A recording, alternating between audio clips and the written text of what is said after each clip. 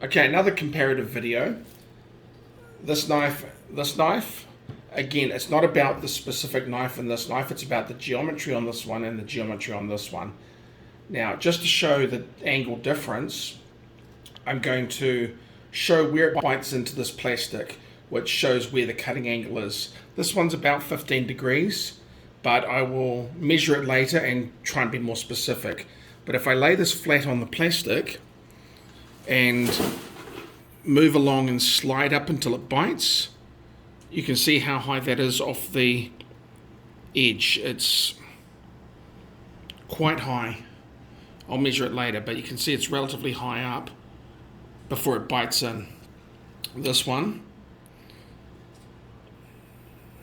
it bites in quite a bit lower angle. There we go, a few millimeters off. And cuts, they're both reasonably sharp. That cuts incredibly easily through cardboard. That's also very, very easy. So it's not like one is a terrible knife, it's just about different geometry. So these twisty ties, let's see if I can press cut into it. Okay, so I've got to use two hands, push really hard, and I can get through it. But there's a lot of force there. This is a little piece of leather. It gets through it fairly easily. This one, this just gets through it ridiculously easily. It's no effort. It's a flexible blade.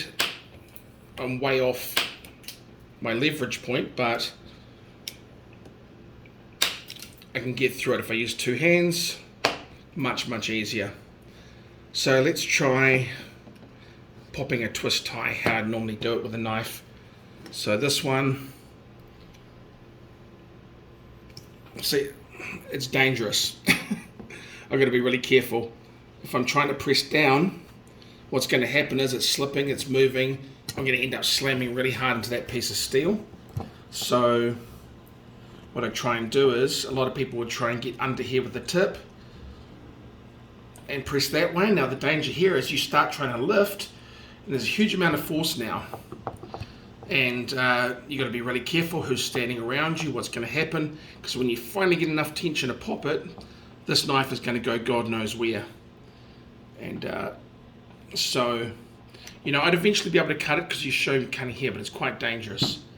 Let's see how it works with this one. On here, look at that. Cut both of them at the same time. And then my cat decides she wants to get involved. So while they're both sharp knives and everything, there's just certain things with this geometry which is still thinner than a lot of people run these knives. Gets dangerous. It just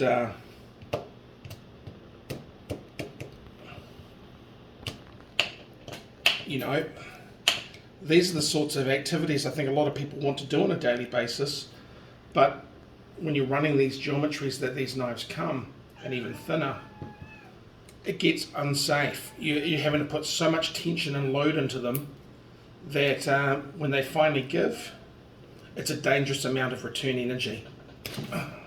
So the whole table's shaking to do that. Let's get a brand new one here.